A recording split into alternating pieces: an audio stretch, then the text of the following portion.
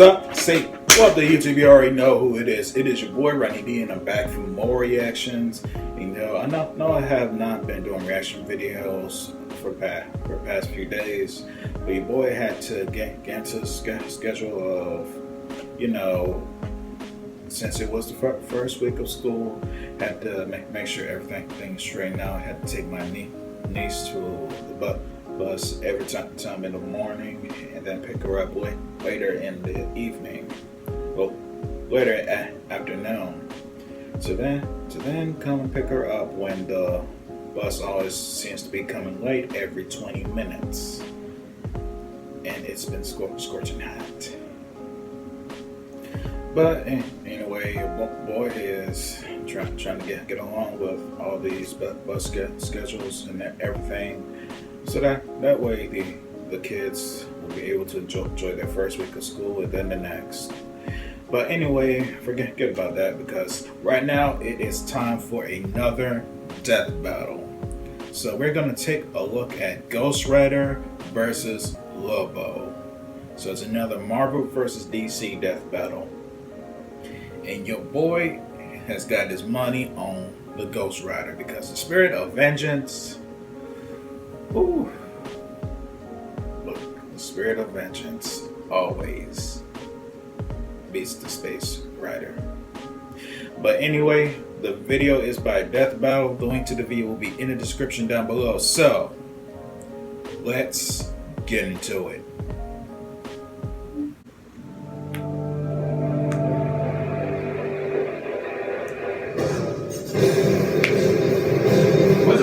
Justice, vengeance, or the thrill of kill, bounty hunting isn't for the faint of heart. Especially when your usual targets are superheroes.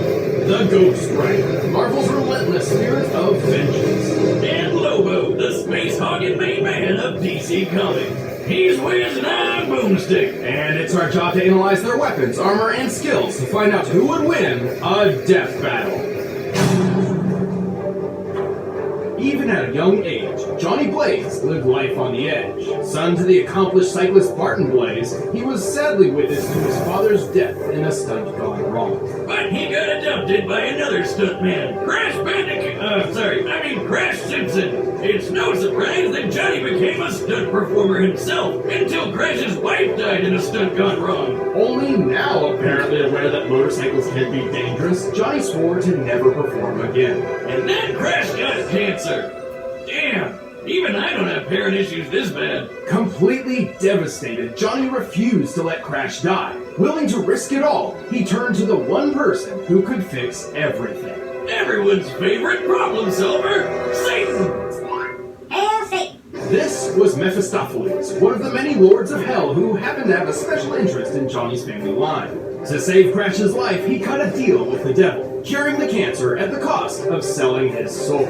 The deal succeeded, and Crash was healed, but then he died in, well, a stunt gone wrong. I mean, he's a stuntman whose name is Crash. Should have seen it coming. And after all that, Johnny got stuck with being Mephisto's bitch for eternity. Mephisto even sandwiched him together with a demonic spirit of vengeance named Zarathos.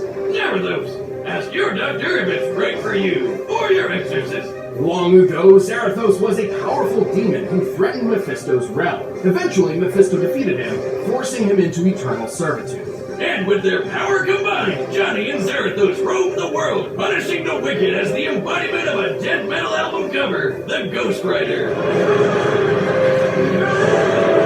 Ah! Oh god, that's terrifying! Well, sure, his visage instills fear into many. What? No, Ghost Rider looks awesome! I'm talking about Nick Cage. Agreed.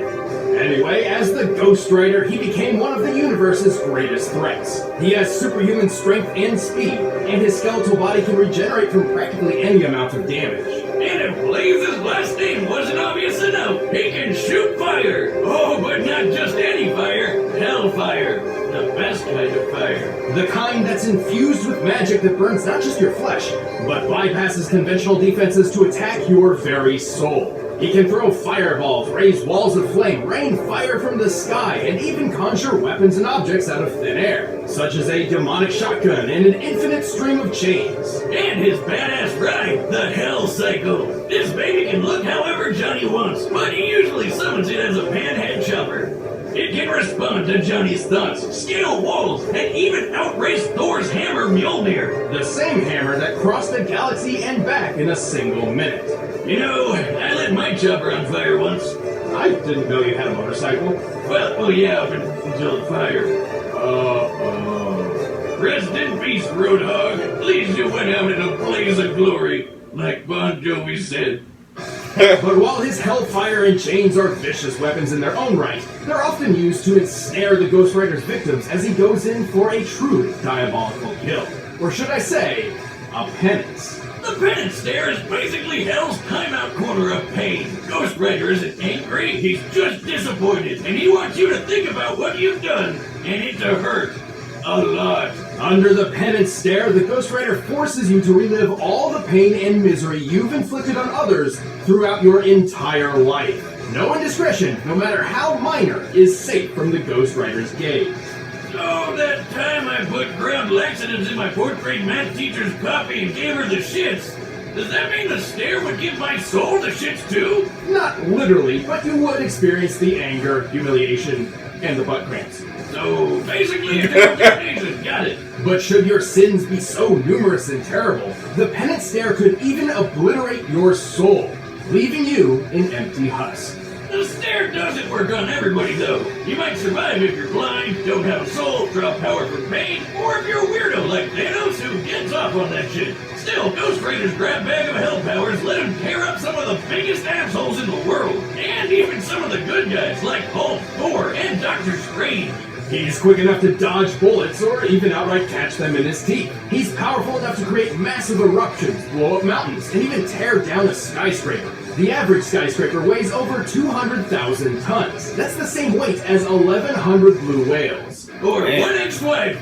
I'm gonna write that on your next alimony check. And given his hellish heritage, he's rather difficult to kill. Bullets, poison, fire, he's survived it all. Even a beatdown from World War Hulk just got him even more pissed and extra flaming. Not just that. Remember Zarathos? Johnny Blaze isn't simply a host for the demon, but a limiter for his full power. Throughout his life as the writer, Johnny has constantly battled Zarathos in the mind, barely holding on to some semblance of sanity.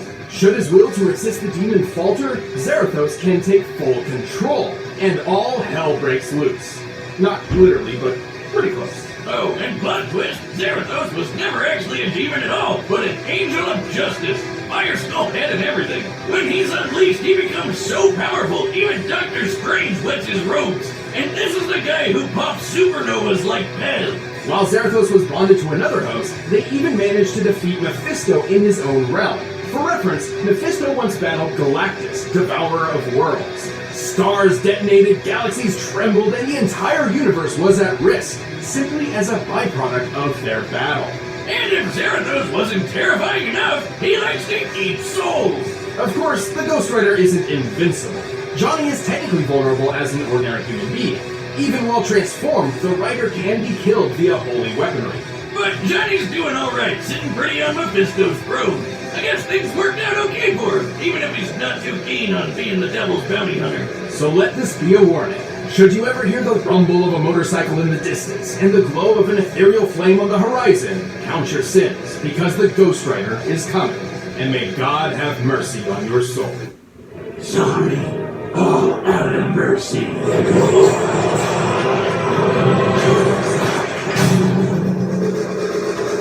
Let's turn the clocks back to a distant era of sin and debauchery. The 1990s. Inspired by the financial success of Watchmen and The Dark Knight Returns, comic writers started churning out grim and gritty superheroes by the dozen, like Cable, Azrael, and Overkill.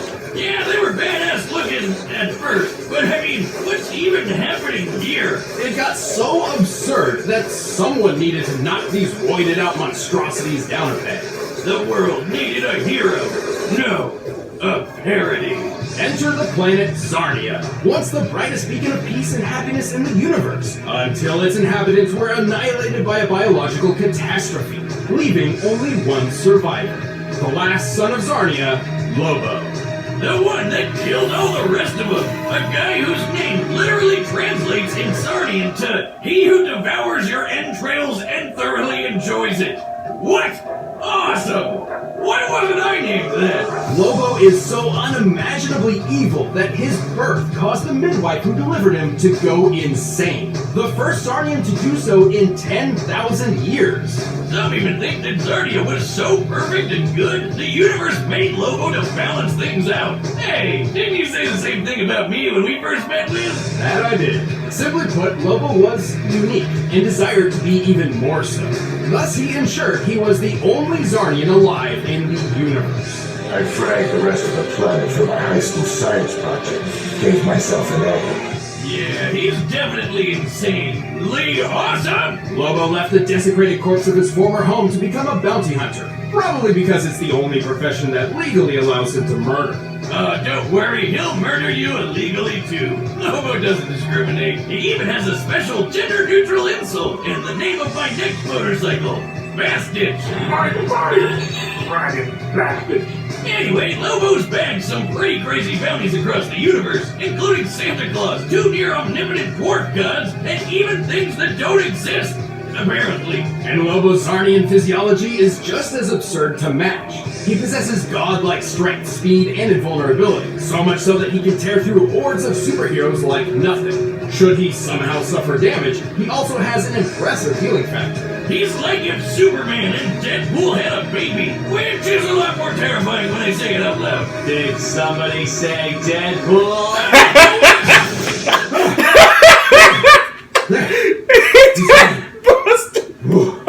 Wow!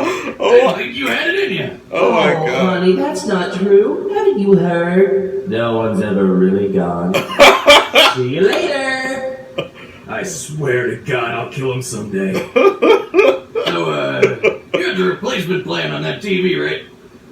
Oh no. Back on topic, Lobo can regenerate from a single drop of blood, and each one he sheds will actually grow into a completely new Lobo.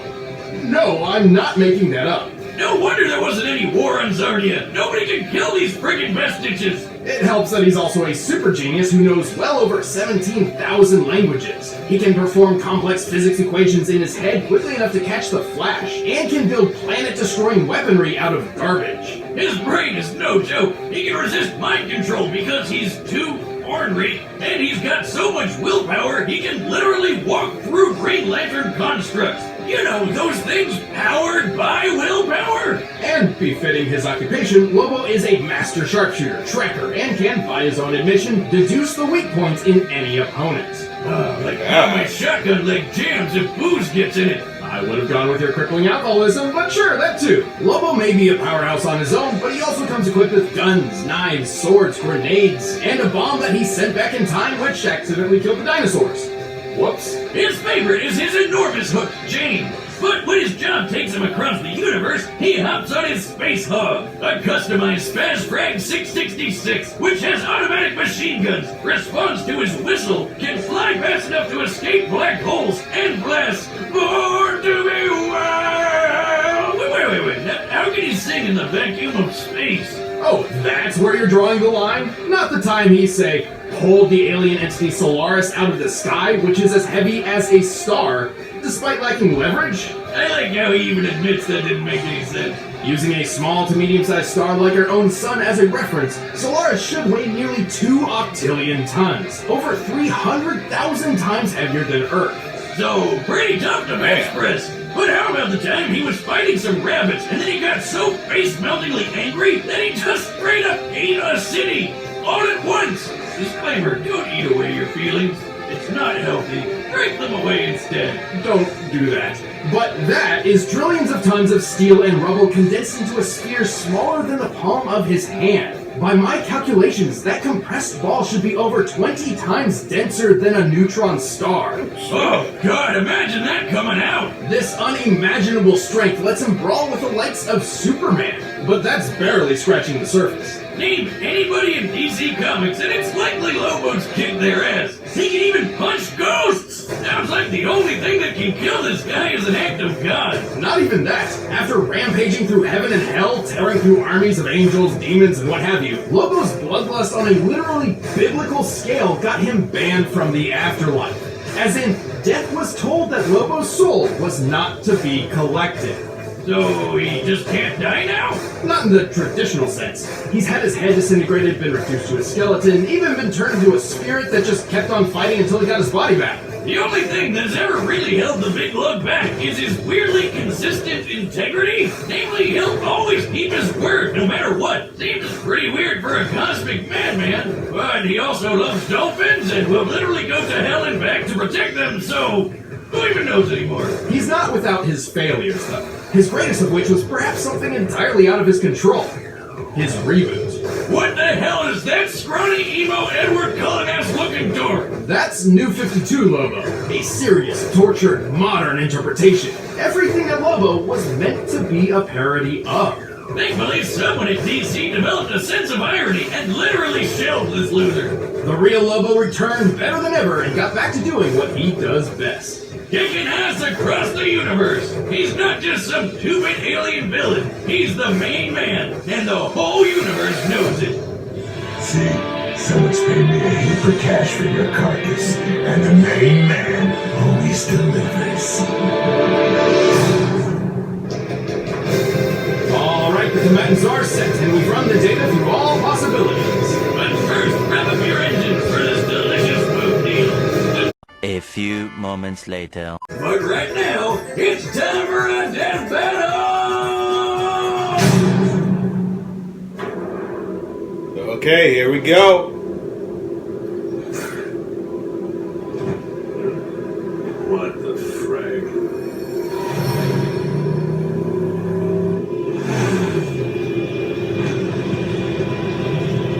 Lobo Lasagna, your sins are innumerable. I am here to...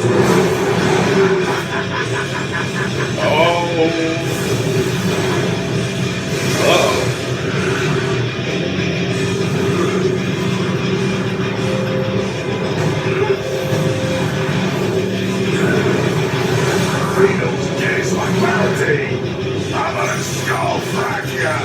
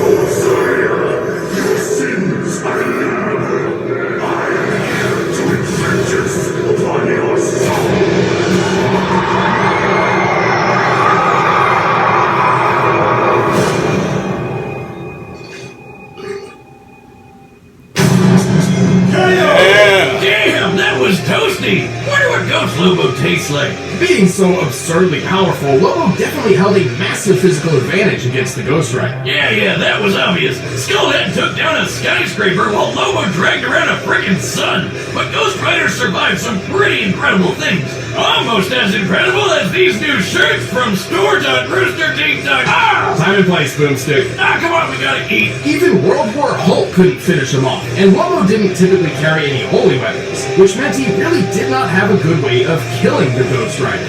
Yeah, but who needs holy weapons when you're strong enough to crush a whole city? Couldn't he just overpower Johnny? A good question. However, do you recall how powerful Zarathos was? Zarathos was an equal threat to Mephisto, whose battles tore apart the universe. Once the Ghost Rider released his true power, Lobo's physical advantages hardly mattered anymore. But hey, the main man was super smart and probably could have figured out Johnny's weaknesses. But how is he gonna escape to find a holy weapon somewhere when the Hell Cycle outraced Mjolnir? Which once crossed the Milky Way and back in under a minute, a feat more than 100 billion times faster than light. More than capable of keeping up with the Space Hulk.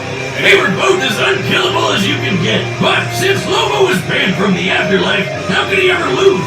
This is where the fine print matters. Death was banned from reaping Lobo's soul, but that doesn't mean the soul itself could not be destroyed. This is where our research surprised us the most. It turns out the Ghost Rider had 3 different methods of specifically targeting Lobo's soul.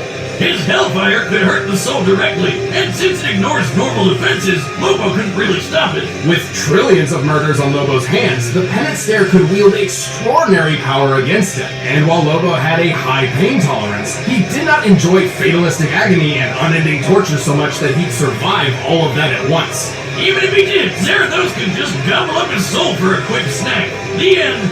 Easy as that. Lobo was undeniably a difficult opponent to take on, but the Ghost Rider's cosmic might, unholy invulnerability, and soul-rending powers gave him the perfect tools to take out the main man. That poor bastard didn't stand a ghost of a chance. Sorry, I knew that was a low blow. The winner is Ghost Rider.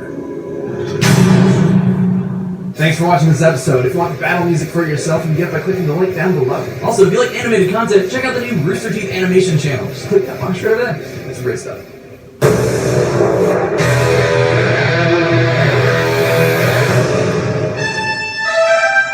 What?